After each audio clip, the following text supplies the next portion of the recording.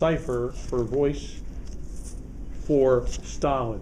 Stalin was mad because the other kids in the sandbox, Roosevelt and Churchill, had a prettier toy than he did, and he wanted one. And so the movie, or the book, in the play, The First Circle, shows where Stalin pulled people out of the Gulag, and Germans too, out of the camps, to make one of these for him. How does it work? Well, the Americans made one, and the Brits used it too in 1943. All music, all language is made out of tones. The tones, phonemes, formed into syllables, right? Okay. Well, you put the tones, right, into a vocoder. There's one around the corner there. And the vocoder takes the tones electrically. That frequency is represented by a barcode, 0110. You add the 0110 to randomized key of 0110, right, of zeros, ones. That's a cipher. It goes to the other end, to London, and you add the same numbers, the random key, to get back to the barcode.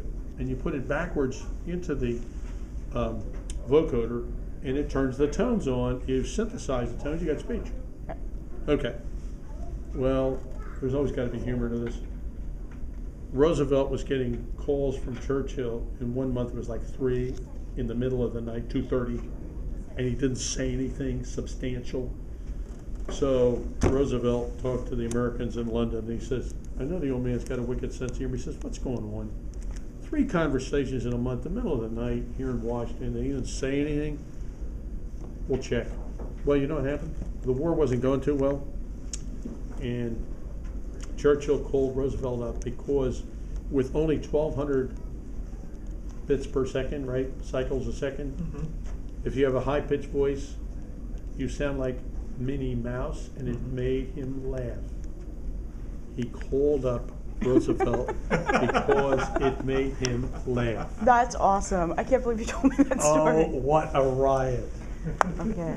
So now you're going to talk to me about the encrypted phones, my own favorite part. Well, that is encrypted phones. I know, that's early encrypted phones. Very early. Yeah. Okay. I have done ham radio packets to the phone to talk to people. Yes. Prior to the time we had chips, actually this is a chip, early chips. This is the Stu 3, okay? Yep. Now we had stuff earlier. We had this monster over here, the KY3. Secure voice, wideband, Yeah. 50, you know. I haven't asked the question. Oh, 50 I was really interested in the secure kilobits. portable phones. Well, just a moment. No, I'm just saying. That's the one. That's the one that has my heart. Okay, Howell. Wait a minute. I'm demanding. I'm sorry. Yes, you are. You, tell me everything. Actually, just say whatever you want. Okay. The same principle, by the way, that I just described to you, principles don't change. I know. Embodiments do. So this was 4,800 bits per second. And the key was transmitted over the telephone line. Now, of course, it's fiber optic cable, but the key was transformed, it was encrypted and put into this thing. Okay. And this is 4,800 bits per second. That's a lot. Because I remember 1,200 baud modems in the late 80s, early 90s. Oh, you remember lower than that, don't you? Well, I remember the 300 baud. The acoustic couplers? Yeah, come on. So this baby is 4,800 bits per second, and you can see who used it. Yep. Yep. Okay. Now, you couldn't get into the phone without a PIN number kind of thing, right? Only we called it the CIK, and it looks like a key. I like that. That's kind of cute. But it's the same. Looks like a key. Yeah, a key looks like a key. And you go, okay, I'll let you use me. Okay. Well, as we move into now, we went into a lot more dense chips, right? And this is the STE, and that's 64 kilobits, 2 channels, each one 64K, and they go on the internet and all this kind of crap. Anyhow, the key goes into the system over a fiber optic cable, right? Into a smart card. You take the smart card out and you put it in a safe at night, right? Now that's what's in the office, kids. We also know what's out there in the field. And these are older versions of what we now see is about that size, right? Yeah. Okay. Now I had a guy in here from London. He says, you know what, I'm a little worried about my my security with my phone. I said, where are you? And he says, London. And I said, are you in a government or a military installation? No, commercial building. And I'm a little concerned. I says, you've breaking the rules of how to use this? He says, no, but there probably should be more. I said, NSA is only allowed to give you the security stuff for the phone, right? You have a lock on the door, you know, but do you have any kind of protection for admitting people to the room, including who sweeps it? Like physical security? How about the windows? Because they put a laser on it, baby. No. I said, well, when your information goes over the phone and it's encrypted, the guy who's probably down there on the switch is from Pakistan and working for the Al-Qaeda, so they'll notice that the only people sending classified crap, crypto crap, are you, and that makes you a target. So you better get some real serious security in the entire environment. Oh yeah, I got it. I thought, I wonder you're still alive, man. That's scary. Well, it's like you'd want to get that security stuff kind of widespread, you'd think, so you kind of dilute the pool of who's interesting. Well, if he's working for somebody that's got security crap, they have a security organization that should be helping him. They should have secured his location. Hello? Jeez. Well, they should have. You would have, wouldn't you?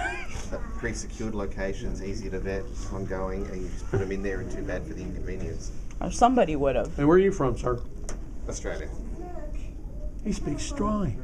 I do. I love it, yes. How come such a large percentage of Australians are Irish descent? Sorry, of Irish descent? Yeah. Maybe because the Irish played up a little when we were a penal colony.